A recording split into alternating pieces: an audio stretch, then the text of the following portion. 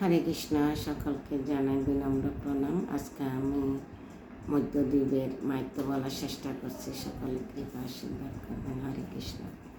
এই দ্বীপের নাম মধ্যদ্বীপ কেন হয়েছিল? ঈশান ঠাকুর শ্রীনিবাসকে বললেন, এই দ্বীপের নাম এখন মাজিদা গ্রাম বলা হয়। পূর্বে স্থানকে বলা হতো মধ্যদ্বীপ। এই দ্বীপে প্রভু নানান রকম অদ্ভুত লীলা করেন। কীভাবে এই দ্বীপের নাম মধ্যদ্বীপ হলো তা আমি সংক্ষেপে বলতেছি।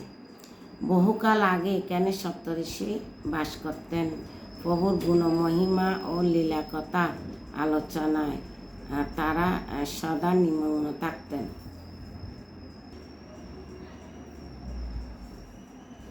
বহুকাল আগে এখানে সপ্তর্ষি বাস করতেন। প্রভুর গুণমহিমা লীলা কথা আলোচনায় তারা সদা নিমগ্ন থাকতেন। নবদ্বীপ ধামের প্রতি দৃষ্টিপাত করে তাদের কেউ বলেন, দেখো, এই নবদ্বীপ অত্যন্ত শুভময়। এই ধাম প্রভুর বিলাসস্থান এবং সুখের আলয়স্বরূপ। জগতের মধ্যে যত তীর্থ আছে সেই সব তীর্থ এই নদীয়া নগরে বিরাজিত। কেউ বলে নবদ্বীপের মহিমা অপার। প্রভুর লীলার প্রকট সময় অপ্রকট এখানে অদ্ভুত বিহারে থাকে। লীলা প্রকটকালে প্রভুকে সকলে দর্শন করে থাকে। লীলা প্রকট হলে কেবল যারা ভাগ্যবান তারা প্রভুর সে দিব্য লীলা দর্শন করে থাকেন। কেউ বলেন এই কলিযুগে ধন্য করার জন্য প্রভু জগন্নাথ মিশ্রের ঘরে অবতীর্ণ হবেন। এই অবতারে তিনি অতুলনীয় সুন্দর গৌরবর্ণ পরিগ্রহ করবেন। তার সর্বাঙ্গে অনুপম সুষমা দর্শন করে সকল জগৎবাসী প্রেমে মত্ত হবেন। কেউ বলে কৃষ্ণের এই নদীয় বিহার লীলা ব্রহ্মাদি দেবগণের অগোচর। এই লীলা বড়ই চমৎকার এবং পরম অদ্ভুত হবেন।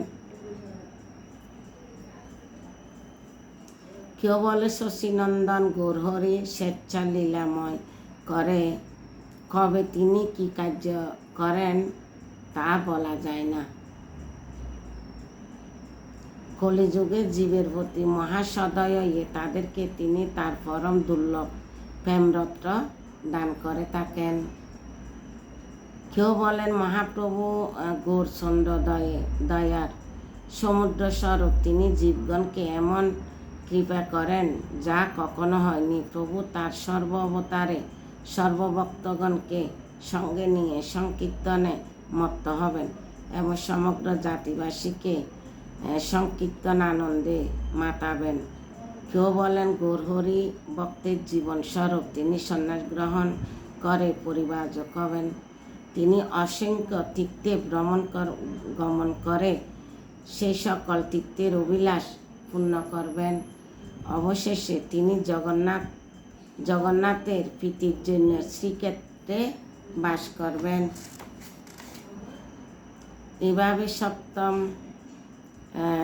সপ্ত ঋষিগণ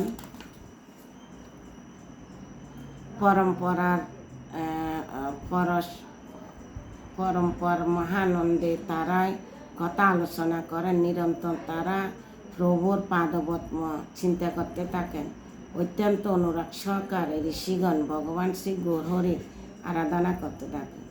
ভক্তবৎসল প্রভু অবশেষে তার ধৈর্য ধারণ করে থাকতে পারলেন না। একদিন মধ্যাহ্নের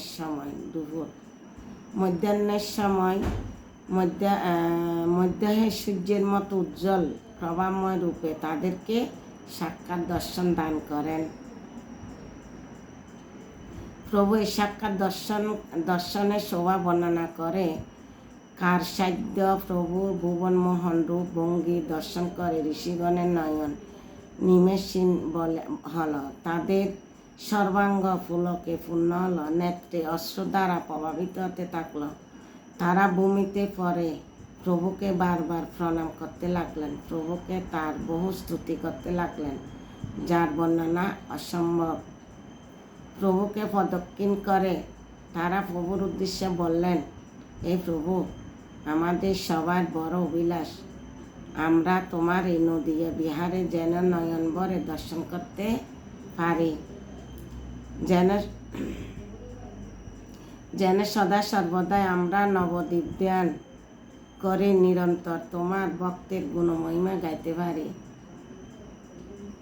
যেন সদা সর্বদাই আমরা নবদ্বীপ ধ্যান করি নিরন্তর তোমার ভক্তের গুণমহিমা গাইতে পারি। এভাবে প্রভুর উদ্দেশ্যে কত কথা বলে ঋষিগণ নিমিষের নয়নে প্রভুকে দর্শন করতে লাগলেন। মনে মনে তারা প্রভুর ভুবন মোহন রূপ শোভা দর্শনের জন্য সহস্র নয়ন বাঞ্ছা করতে লাগলেন। ঋষিগণকে উদ্দেশ্য সদয় বাক্য প্রভু বললেন, তোমরা মনে মনে যে অভিলাষ করেছ তা সবই পূর্ণ হবে। আমার নবদ্বীপ লীলা অত্যন্ত গোপনীয়। তোমরা আমার এই গুড় লীলা সংগুপ্ত রাখবে, এতই আমার সুখবর হবে। তুমি বাক্য শুনে ঋষিগণ এতই আমার সুখদয় হবে। প্রভুর বাক্য শুনে ঋষিগণ বললেন, প্রভু, আমরা আর কি বলবো? করতল দিয়ে কি কখনো সূর্যকে আবৃত করা যায়? এইভাবে ঋষিগণ তাদের হৃদয়ের উল্লাস কত কথা বললেন, তা শুনে প্রভু গৌরসুন্দর মনে মনে হাসতে লাগলেন। মনের আনন্দে ঋষিগণকে কৃপা করে প্রভু গৌরহরি অন্তর্ধান হলেন। প্রভুর দর্শনে ঋষিগণ বেকুল হলেন। তারপর সেখান থেকে মধ্যে তারা গমন করলেন।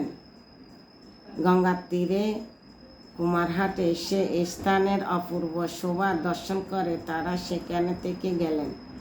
যেখানে তারা অবস্থান করেছিলেন সে স্থান প্রসিদ্ধ হল। এখনো লোকে স্থানকে সপ্তর্ষি ঘাট বলে অভিহিত করে থাকে।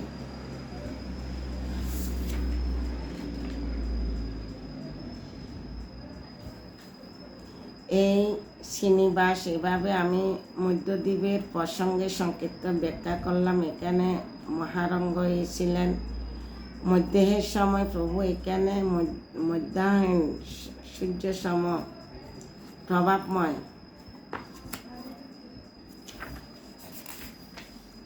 রূপে দেখা দিয়েছিলেন বলে স্থানের নাম মধ্যদ্বীপ বলা হয়। কোন ঋষি এই স্থানে বহুদিন থেকে তপস্যা করেছিলেন। তিনি আনন্দিত চিত্তে দ্বীপের নাম মধ্যদ্বীপ বলে প্রচার করেন। এই স্থান দর্শনে সকলে অমঙ্গল নাশ হয়। এখানে বাস করলে নির্মল ভক্তি লাভ হয়। এখানে গৌরাঙ্গের অদ্ভুত লীলাবিলাস প্রকট হয়। হরে কৃষ্ণ।